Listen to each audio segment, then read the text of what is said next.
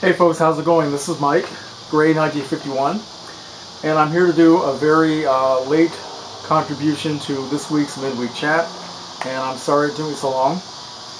I was actually thinking about skipping the whole thing this week. I wasn't sure that I had anything worthwhile to contribute to this week's three topics, but at the last minute I decided, what the heck, I hated to miss out, so I'll just do this for whatever it's worth and see what kind of response there is. Alright? So the three topics this week. The first one is name a film that we think was miscast and why and what we would do about it and all that sort of thing.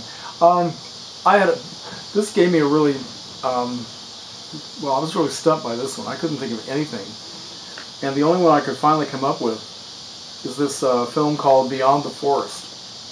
Okay, hope you can see that alright.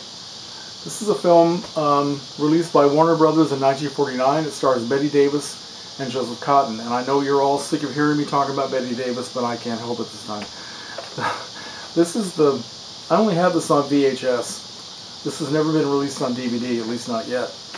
And I haven't seen it for several years because I don't have a VCR that works anymore. It's been about 3 or 4 years since I've been able to watch anything on VHS. So there are several things about this I don't remember a lot of details, but I have seen it 2 or 3 times.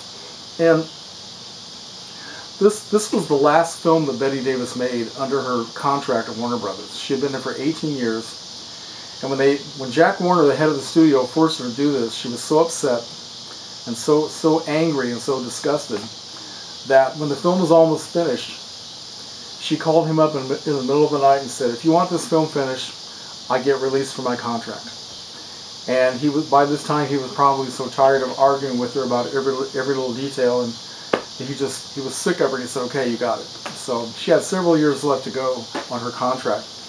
She had been there for 18 years and had been one of the biggest stars certainly the biggest star at Warner Brothers Studios and one of the biggest stars in Hollywood for about 10 years, from the mid-1930s to the mid-1940s. But then after that, she started to struggle, and she was finding it harder to find, good film roles for someone appropriate for her age, and which sounds really ageist and sexist, and of course it is, but it was a different time, and if she had been working in this day and age, it probably wouldn't be a problem. People like Meryl Streep and some of the other actresses, they are making great films up until in their 60s. But at this time, it was a real problem, and she was no longer considered to be appropriate leading lady material. And this film that Jack Warner made her do would probably have been better for someone who was about 15 years younger than Bette Davis. And she knew it.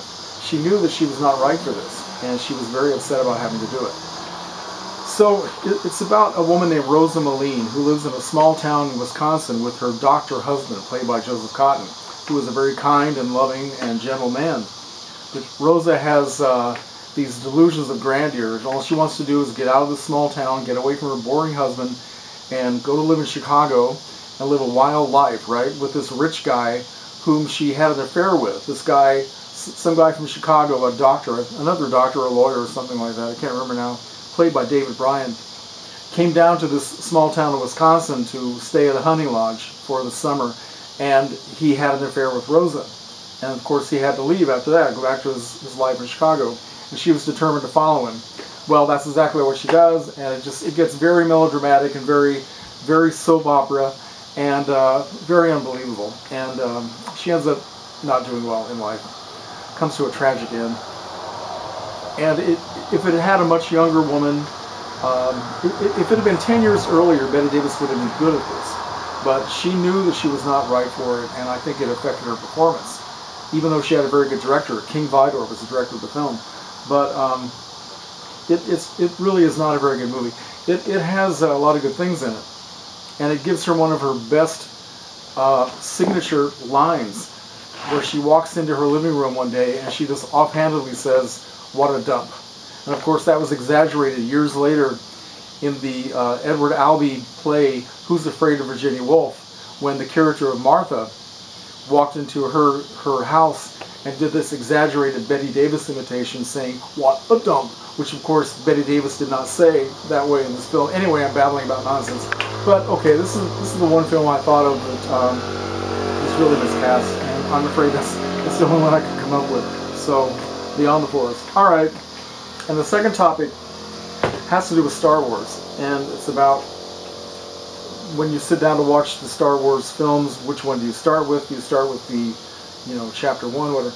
Well, this is really not something that I can talk about, because I've gone on record as saying before that I don't really care that much about Star Wars, and I've never seen the 3 newest films, and I saw the first 3 when they first came out, back in the 70s and the early 80s, and after that I lost all interest in Star Wars. So I'm afraid I can't contribute to that one. So I guess if I were going to watch them again, I would watch the old ones first. And I don't know if I'd watch the prequels or not. I've heard so many mixed reviews about them that I don't really think I'd want to sit down and watch them. Maybe someday I will. And the third topic has to do with how do we like to display our DVDs and Blu-rays. And, well, as you can see behind me up here in my TV room, this display I have set up so that I can see some of the covers of the box sets. And I actually wish that I could show the covers of all of my DVDs, because I love the art on almost every one of them. And it's just not possible, And I've said this before in another video when we talked about a similar question, that when I first started collecting VHS tapes, many, many years ago, and didn't have that many, I had enough room on my shelves where I could show the covers of each one of the tapes, and I could see them every time I walked in the room, and it's just like having photographs on the wall.